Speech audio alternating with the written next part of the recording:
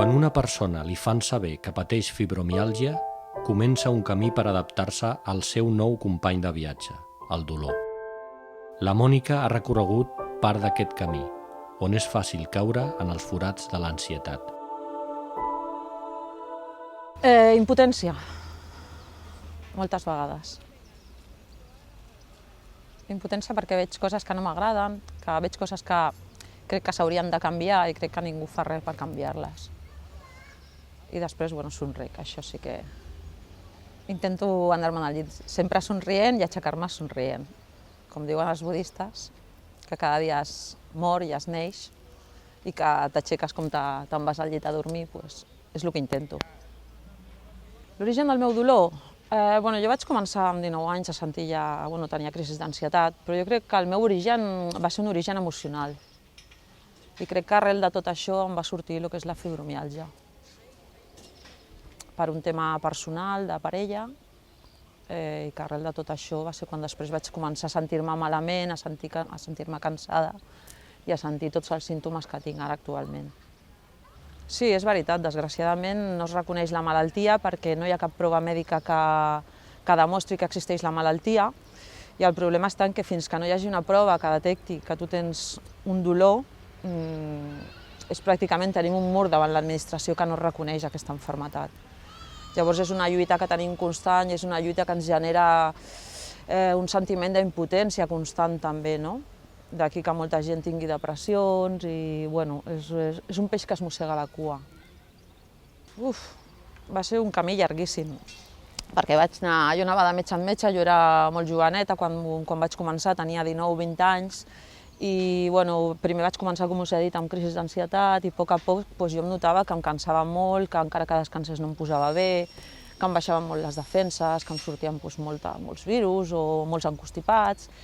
I va ser com una peregrinació d'anar de metge en metge, perquè clar, cada metge et deia que això era estos son nervios, estos son nervios, estos son nervios, tienes que relajarte más, tómatelo de otra manera, no pienses tanto, i clar, arriba un moment que dius, escolta, que és que jo no és que li doni voltes ni res, és que a mi em fa mal tot. I llavors, vaig estar anys anant de metge en metge, vaig medicar molt i ara, afortunadament, prenc menys medicació perquè ho he decidit jo, perquè no vull estar tota la vida prenent química, per dir-ho.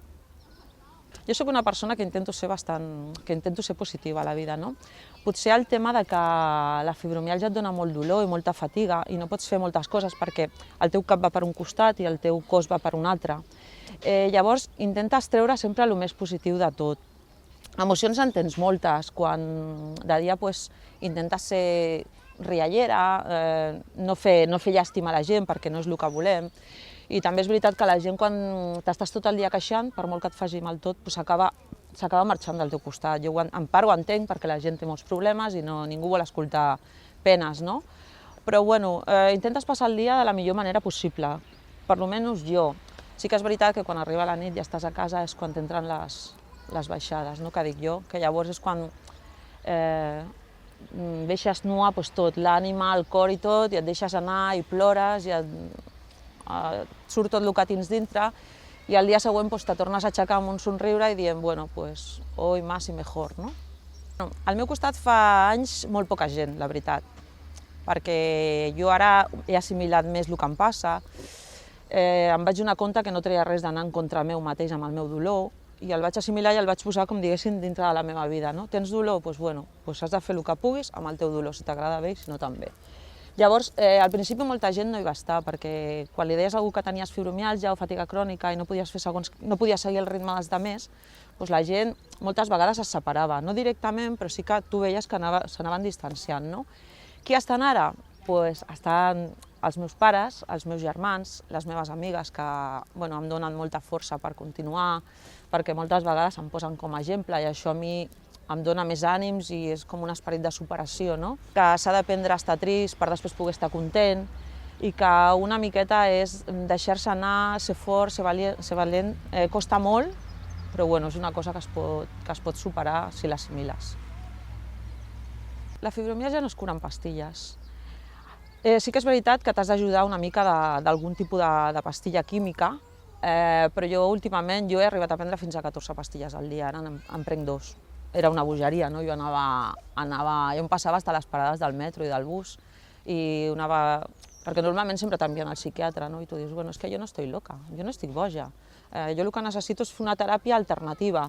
Llavors va arribar un moment que vaig dir, prou, ara me'n prenc 2 i intento prendre moltes coses naturals, però desgraciadament la sanitat pública es porta molt malament amb les medicines alternatives i aquesta és una gran problemàtica, no? Perquè hi ha moltes tècniques de relaxació, hi ha coses com el ioga, el pilates, l'acupuntura, l'homeopatia, que si es posessin d'acord entre ells ens podrien ajudar molt, però desgraciadament el sistema no és un altre mur que tenim allà. No?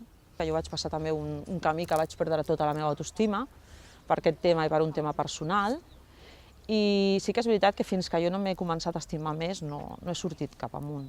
Jo m'he sentit rebutjada moltes vegades perquè tu vas a buscar una feina i si dius el que et passa no t'agafen directament, està clar. I si no ho dius, a la segona baixa t'acomiaden.